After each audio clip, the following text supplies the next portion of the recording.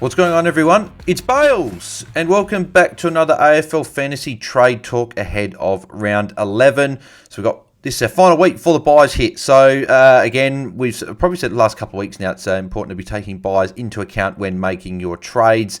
Final week for a few weeks as well with only 2 trades, which would be good to hopefully get that cash off the bench, well, for my team and probably a lot of teams out there, and put it onto the field and hopefully get those final rookies off of your field as well and getting sort of your buy structure in order. So we'll go, obviously, as always, to the most traded out players and top targets and all that jazz. So let's get stuck into it. But before we do, as always, if you are enjoying the content around here, make sure you do smash a big thumbs up on the video. That would be very much appreciated. So we couldn't hit it last week, so I'm going to put the challenge to you guys again.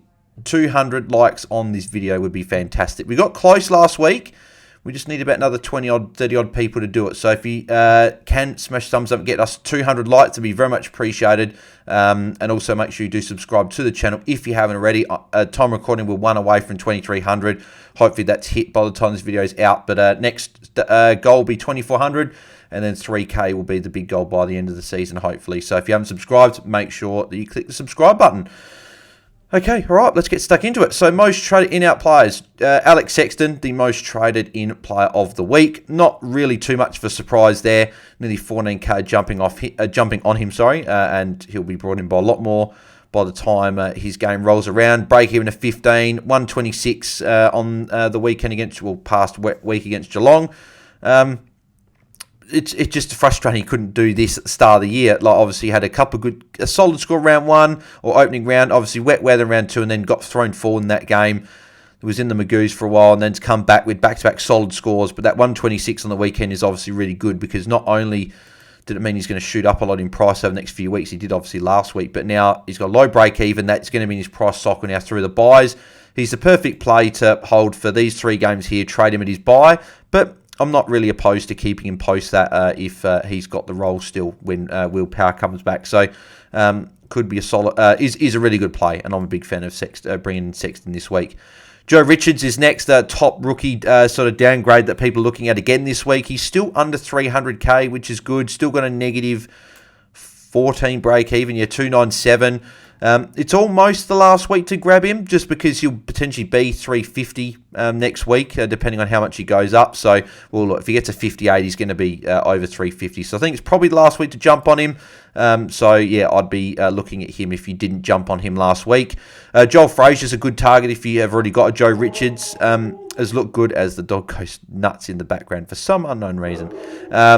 Anyway, Joel Frazier, negative 3 break even. 51 last week against the Giants in wet weather, so pretty good there as well. If you've already got Joe Richards, I don't mind him, but I think I'd rather the next guy just over Joel Frazier in Kane McAuliffe. Looked decent last week. I didn't get to watch much this game, but from what I saw, looked pretty decent in a bad Richmond side at the moment. Had 20 disposals, negative 1 break even. Obviously, he had that, what was it, the sub game? Yeah, the sub game, played a fair bit against the West Coast, only scored a 38, but he did have a lot more of the ball on the weekend, got some tackles there. I think with all those injuries, he's got a bit more responsibility in that midfield. So, if you've got Richards, I think Kane McAuliffe would be my next favourite rookie, because when you're bringing in rookies this time of year, you want them to be playing through the buys. And Kane McAuliffe is a perfect rookie, because not only is he in a struggling team, he's also in a team that's got a lot of injuries, so he's got, I'd say, decent job security. I think they said there's only 3 AFL-listed players in their VFL side, and obviously, like Naismith, unfortunately, did his ACL again, so he's another one that got injured, and I think they might have had another injury or something. So, I think he's got decent job security for next month, and then he's got the perfect last buy. So if he can just pump out some 50s and 60s for us, get up to 350, 400k, we can offload him around 15, get that cash, and put that onto our field. So, I really like Kane McAuliffe if you've already got Joe Richards there. Bruce Revel, don't mind him if you didn't jump on. I think I'd rather the other guys now over him. He is now up at, is he near 300 or above? Yeah, 311. Negative 7 break even still, but I think I saw Starcevic and Zach Bailey are back this week. So is Revel one of those guys that has to make way, potentially? So that would be something I'd be keeping an eye on. But yeah, so I think I'd rather Richards and McAuliffe, and probably even a Joel Frazier, I think, has probably got the better job security, at least at the moment, than a Revel. But if Revel gets named, I don't mind it. Jack Crisp, has been really good the last 3 weeks. It's been back to the crispy of what we've seen in the past as a sort of top scoring defender. Gone into the midfield last few weeks as well, those injuries. 93, 130 and 118. The Tom and Grant as well is the good thing that's gone up. He was playing, really besides the first few weeks, I think he was a sub in round 3. But like 76, 73, 71 in those 3 games. But last 3 weeks playing a bit more in the midfield with those injuries.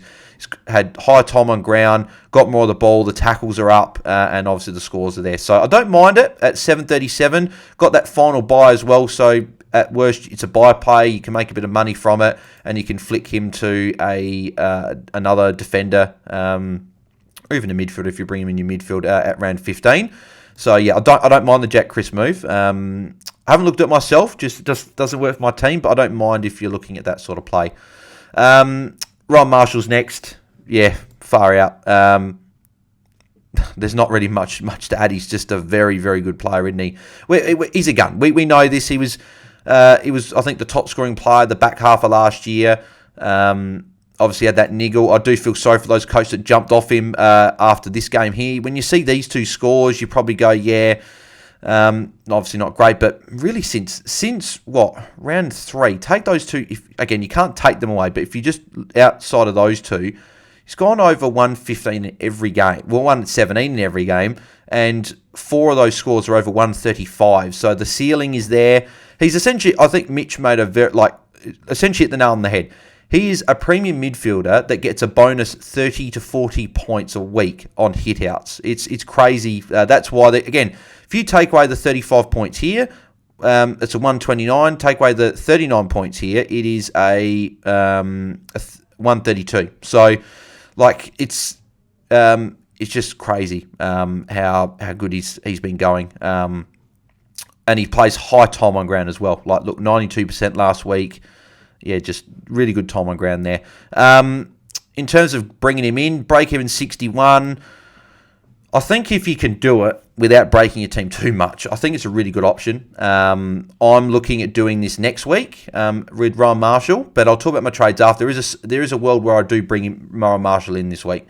But yeah, for me, I think we all need him at some point. And obviously those back-to-back massive scores have signified there's a captain option every week.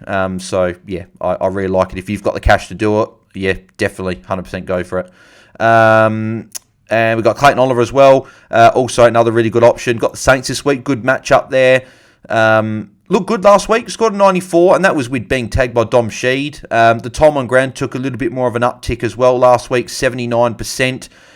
Started the 3rd and 4th quarter on the bench, so all he needs to do, because the first 2 quarters he only had, I think, the 1 stint in each quarter on the bench.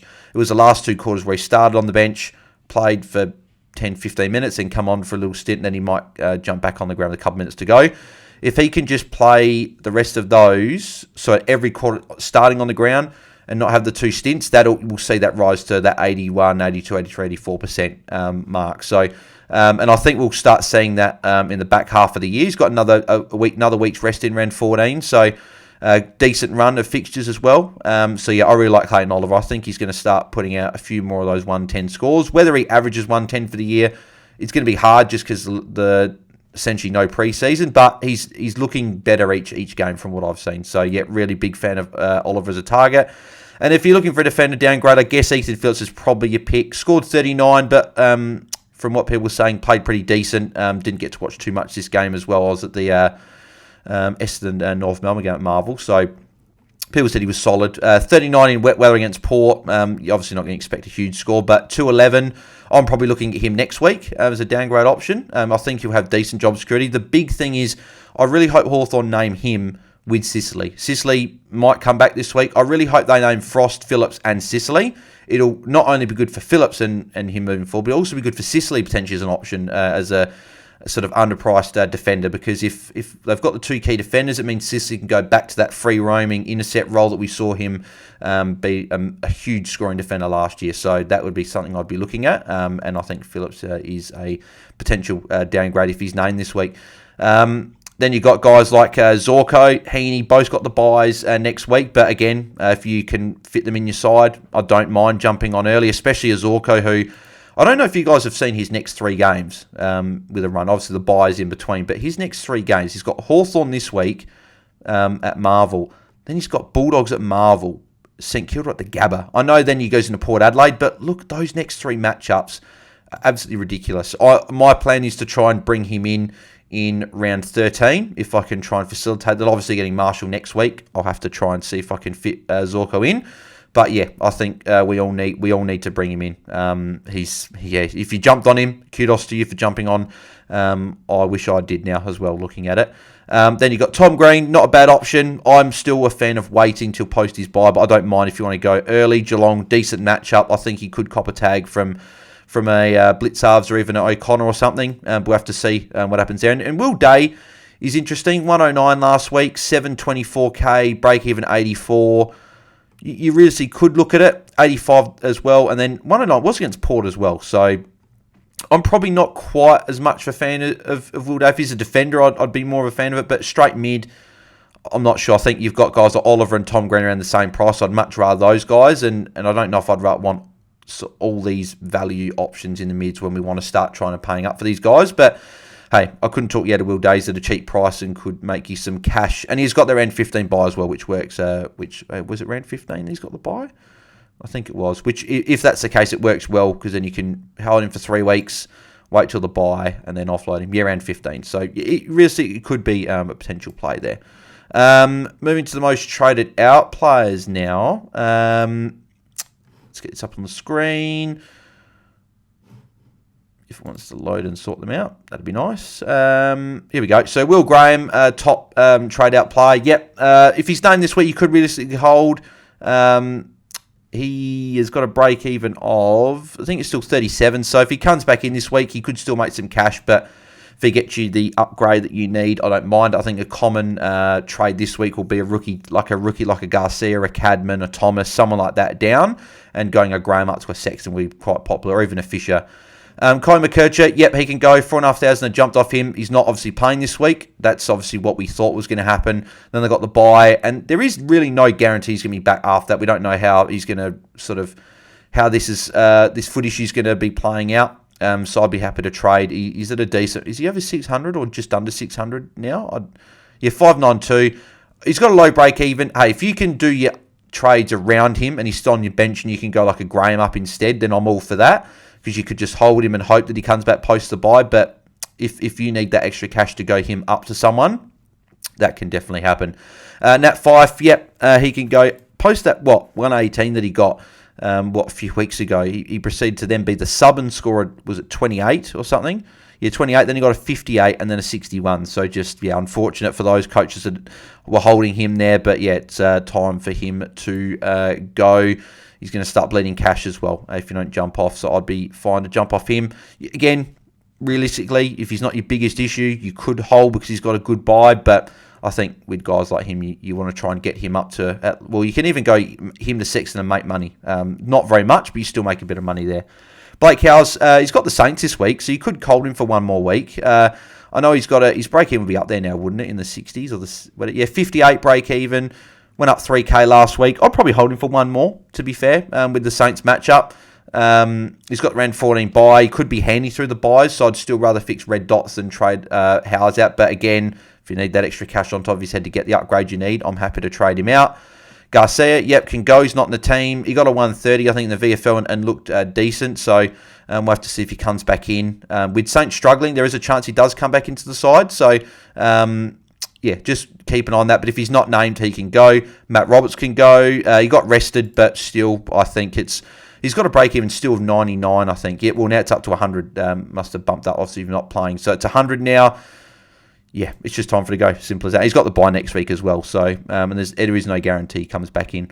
Even if he did, I'd still trade. Seth Campbell can go. Darcy Jones can go. Like, Campbell's made his money. Jones out for 6 to 8 weeks. Closey could go. What's his break even now? He's up near 600 now, isn't he? Yeah, 576, 54 break even. It's only a week ago that he had, the 100. So, obviously not a great score, 6-3. But he was caught on the bad wing against Geelong. Carlton at Marvel this week would probably suit him. And Essendon, he's got the Saints. So, I'm probably keen to probably hold until his bye. But again, as I've said for these other rookies, this is the time of the year that if he can get you up to the upgrade that you need, he can go. But I'd still rather move on the red dots that are not playing. And then you've got all of these other rookies as well, like Cadman can go, Windsor can go, Thomas can go, Lazaro can go, Powell could go, but I think he's a low priority. I think there are other priorities in the team. Sanders can go, unless he's named, then you could hold. Parrish obviously is injured, and so is Isaac Ring. They're both out for 3 weeks, so yeah, they can all go. Gallagher can go as well. Reed, I'd probably keep, but again, as I've said with all the other guys, that if he gets the upgrade you want, you could trade. Like Reed to Zorko this week, I'd still tick off if you could do that, but I think I'd rather trade some of these other red dot guys that have got money on their head over trading a Harley Reid. So I think we've actually flown through this a bit quicker than normal. So I'll give you my top 5 targets of the week. So top 5 targets, I think Sexton's number 1. It does just tick a lot of boxes. Actually, did I talk about... I don't think I talked about Zach Fisher. Think of that. I don't actually think I talked about Zach Fisher. If I didn't, I actually can't remember. If I didn't talk about Zach Fisher, solid option. Got bought this week, obviously, 3 tons in a row. Yeah, you could do it if you can fit around 12 buy player in. I'm still probably a fan of just waiting till he's after his buy because he's got Port this week. Tough matchup. I'd rather wait, even with the low break even. You get him at 7.20, 7.30 after his buy, and then he's got a decent enough run. That month run after that's pretty nice as well. So I'd probably wait till post his buy. But again, if you've got Sexton already and you can get to Fisher, I still don't mind that move. So anyway, we will get to. I didn't talk about him. Otherwise, I would have noted that. So we'll go to the top 5 targets. So Sexton's number 1, and he's the number 1 trade-in player for a reason. As I said, 15 break even. He's got around 14 buy. You can trade him at his buy. Just he ticks a lot of boxes. So he's got a good role. So Sexton being my number 1 trade target. Number 2, I think I'll probably put Joe Richards there at number 2 just because it's an easy downgrade. Still got a really low break even. We need these rookies that have got decent job security and that are going to score okay. I think his job security, at least to his buys, is pretty good with a lot of these Collingwood injuries. I think they said something like McCreary and Mychek could be back this week. I think that they come in. I think Richards will stay in. I think he's been the best of those Collingwood rookies, so I think he stays in. So I like him. Number 3, I'd have Kane McAuliffe. I think a lot of people are looking for rookies, so I'm going to put him in there at number 3 there. I will then put Zach Fisher in at number 4. And the only reason I've got him at number 4 is just because the Port matchup, then the bye. And I think getting those rookies in is probably a bit more important. I don't hate the idea of... If you jumped on Sexton last week, don't hate if you went Richards and McAuliffe or Fraser and McAuliffe and got 2 rookies this week, double downgraded, preparing for next week if you're looking at a Marshall next week or something like that. So... I don't hate that idea, but Fish should be number 4. And number 5, I'm going to put Marshall / Zorko. And the reason I'm going to have these 2 in my top 5 is there's a lot of other value options. Like you could look at a Crisp, you could look at Tom Green, you could look at these other guys. But the reason that I've got those 2 at number 5 is because they're just scoring, they're putting ceiling scores on their heads. They're not highly owned. Like Marshall is still less than 10%, I think, in the top 100. Zorko is about the 50% mark, I think, in the top 1,000. So there's still 500 teams in the top 1,000 that don't have Zorko. So if you can jump on him for a big score, you're going to get that advantage. They're both expensive, but you're going to need them at some point. And the sooner you get them, the more scores you're going to get. So I like both them if you can afford them. Obviously, it makes it a bit harder with Zorko because of bye next week. But a guy like Marshall, I would be a fan of bringing him in this week or next week. So... my trades this week, what I'm looking at doing, so as long as Sweet's named and he's solo, he needs to be solo for this to work, right? If he's named solo, I'll be going Cadman down to Joe Richards. If Hugo Garcia is not named, I could realistically go Garcia down to Richards, but I think I still want to get off Cadman. He's not going to be the best earning scorers. Garcia could still come in over the next few weeks. So that's probably what I'll do there. And then I'll be going Will Graham up to Alex Sexton, which would bench a closey. But if Sweet is either not named or named to share the ruck with Vicentini, which could happen because I saw earlier that Charlie Dixon is going to be managed this week, which sort of scares me a bit that they're going to play Vicentini and share the ruck between the two. So if they do, I'll be going Goldstein down to Kane McAuliffe, and I'll be going Jack McRae up to Ryan Marshall, just because if Sweet's not named, I need to fix up the ruck because I can't have Goldstein on field. So it would be Goldie like going and bringing Marshall in. I'd have an extra rookie on field. It'd be Closey and Dempsey, or I'd be able to loop like a McAuliffe or something, but it would be those two. I wouldn't be able to get Joe Richards, which would suck, but at the end of the day, if that's the case, I've got to bite the bullet and bring Marshall in because he's putting huge scores on all of our heads, and if I need to bring in a ruck, it'll be Ryan Marshall that I need to get. So that's what I'm looking at doing. But let me know comment section below, guys, what you guys are looking to do with your trades this week. Any trade questions you've got, put them below, and I'll get to those hopefully before the games start. But I'll try my best to get to them before Friday at least. So and if I don't get to them, at worst case, we got live we got the pre-lockout chat on Friday afternoon. So make sure you guys tune into that. But if you did enjoy it, as I said, make sure you smash like on the video. 200 likes would be fantastic on the video if you can make that happen.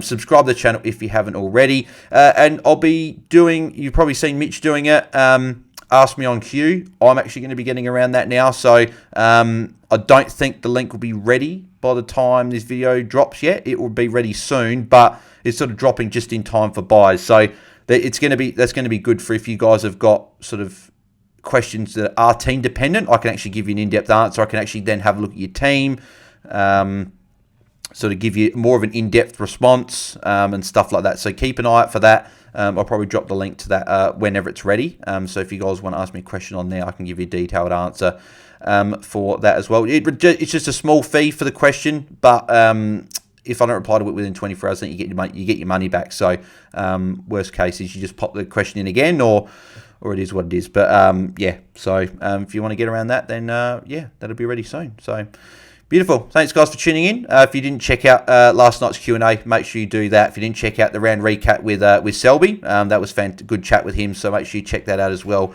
And we'll catch you guys on Friday for the pre-lockout chat. So thanks, guys, and enjoy Thursday night footy. I'm out.